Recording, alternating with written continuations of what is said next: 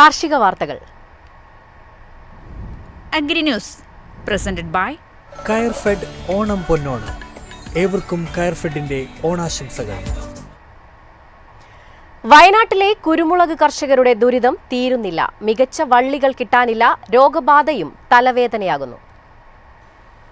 ജില്ലയിൽ കുരുമുളക് കൃഷിയിൽ കാര്യമായ തിരിച്ചുവരവിന് ഇപ്പോഴും കർഷകർക്ക് കഴിഞ്ഞിട്ടില്ല. നല്ല വള്ളികളുടെ ലഭ്യതക്കുറവും രോഗബാധകളിൽ നിന്ന് സംരക്ഷിക്കാനാകാത്തതുമാണ് കുരുമുളക് കൃഷിക്ക് തിരിച്ചടിയുണ്ടായത്. ഗുണമേന്മയുള്ള കുരുമുളക് വള്ളികൾ ഉൽപ്പാദിക്കുകയെന്ന ലക്ഷ്യത്തോടെ കൃഷി വിജ്ഞാന കേന്ദ്രത്തിൽ 40 ലക്ഷം രൂപ മുടക്കി ആരംഭിച്ച പദ്ധതിയും എങ്ങും എത്താത്ത അവസ്ഥയാണ്. കർഷകരെ കൂട്ടി ഉൾപ്പെടുത്തി നടപ്പാക്കാൻ ഉദ്ദേശിച്ചിരുന്ന പദ്ധതിയായിരുന്നു ഇത്. കാർഷിക സർവകലാശാലയുടെ പേരിൽ കേന്ദ്രത്തിൽ നിന്ന് നൽകുന്ന വള്ളികൾ തമിഴ്നാട് അടക്കമുള്ള സംസ്ഥാനങ്ങളിൽ നിന്നെത്തിക്കുന്നവയാണ്. ഇവിടെ നിന്ന് ചെറിയ വിലയ്ക്ക് വള്ളികൾ വാങ്ങി അവ കാർഷിക സർവകലാശാലയുടെ സ്റ്റിക്കർ പതിപ്പിച്ച് കൂടിയ വിലയ്ക്ക് കർഷകർക്ക് നൽകുകയാണ് കേന്ദ്രം ചെയ്യുന്നത്. News desk MyFin TV. ഉത്സവ സീസൺ ആരംഭിച്ചതോടെ കൊട്ടത്തേങ്ങ വില ഉയർന്നു. പൂജ ആവശ്യത്തിനാണ് കൊട്ടത്തേങ്ങ പ്രധാനമായും ഉപയോഗിക്കുന്നത്. ഒരു വർഷത്തിനിടയിൽ കൊട്ടത്തേങ്ങയുടെ വില ഇരട്ടിയായിരിക്കുകയാണ്. സാധാരണ വലിയ നിലയിൽ വിലയുയരാത്ത കൊട്ടത്തേങ്ങയ്ക്ക് മാസങ്ങളായി നല്ല വിലയാണ് ലഭിക്കുന്നത്. 30,000 രൂപയാണ് 1000 കൊട്ടത്തേങ്ങയുടെ വില കഴിഞ്ഞ ദിവസം കോഴിക്കോട് ജില്ലയിലെ പല വിപണികളിലും രേഖപ്പെടുത്തിയത്.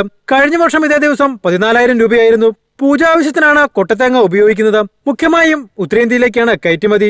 ഒരു കൊട്ടത്തേങ്ങയ്ക്ക് 30 രൂപയാണ് വില. ഇത് കർഷകർക്ക് വലിയ ആശ്വാസമാണ്.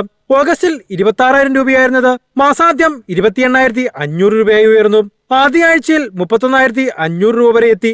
കഴിഞ്ഞ ഒക്ടോബറിൽ 11,250 രൂപയും നവംബറിൽ 13,500 രൂപയുമായി താഴ്ന്നിരുന്നു. 2025 ഏപ്രിലിൽ 20,000 രൂപയായത് ജൂണിൽ 28,000 രൂപയും ജൂലൈയിൽ 29,000 രൂപയുമായി. കർണാടക, തമിഴ്നാട് എന്നിവിടങ്ങളിൽ നിന്ന് കൊട്ടത്തേങ്ങയും സംസ്ഥാനത്ത് കൂടുതലായി എത്തുന്നുണ്ട്. ഇത് വില ഇടിച്ചേക്കുമെന്നാണ് കണക്കുകൂട്ടൽ. News desk MyFin TV. ചണവില റെക്കോർഡ് ഉയരത്തിൽ. സ്റ്റോക്ക് പരിധി ഉയർത്തി കേന്ദ്രം. അസംസ്കൃത ചണത്തിന്റെ വില എക്കാലത്തെയും റെക്കോർഡ് ഉയരത്തിലാണ്.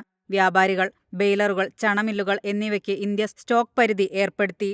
ബെയിലറുകൾക്ക് 2000 കിൻഡലിൽ കൂടുതൽ അസംസ്കൃത ചണം സൂക്ഷിക്കാൻ പാടില്ലെന്നും നിലവിലെ ഉൽപാദന നിരക്കനുസരിച്ച് ചണമില്ലുകൾ ചണവസ്തുക്കളുടെ നിർമ്മാണ യൂണിറ്റുകളും 45 ദിവസത്തിൽ കൂടുതൽ ഉപയോഗിക്കാത്ത സ്റ്റോക്കുകൾ സൂക്ഷിക്കാൻ പരിമിതിപ്പെടുത്തിയിട്ടുണ്ടെന്നും ഉത്തരവിൽ പറയുന്നു. 300 കിൻഡലിൽ കൂടുതൽ അസംസ്കൃത ചണം സൂക്ഷിക്കാൻ കഴിയാത്ത മറ്റ് സ്റ്റോക്കിസ്റ്റുകൾക്കും ഇത് നിയന്ത്രണങ്ങൾ ഏർപ്പെടുത്തിയിട്ടുണ്ട്. ചണത്തിന്റെ വില കിൻഡലിന് 9,000 രൂപ കടന്ന സാഹചര്യത്തിലാണ് ഉത്തരവ് പുറപ്പെടുവിച്ചത്. വരവ് കുറവായതിനാൽ മില്ലുകൾ നാരുകൾ സംഭരിക്കാൻ പാടുപെടുകയാണ്. സാധാരണയായി ഉത്സവ സീസണിൽ മില്ലുകൾ 10 ലക്ഷം ബെയിൽ സ്റ്റോക്ക് ചെയ്യാറുണ്ട്. ആഭ്യന്തര വ്യവസായത്തിന്റെ ഗുണനിലവാര നിയന്ത്രണവും സംരക്ഷണവും ലക്ഷ്യമിട്ടാണ് ഈ നീക്കം. കഴിഞ്ഞ 2 വർഷമായി കർഷകർ അസംസ്കൃത ചണം അടിസ്ഥാന താങ്ങുവിലയേക്കാൾ കുറഞ്ഞ നിരക്കിലാണ് വിറ്റത്. News desk MyFin TV.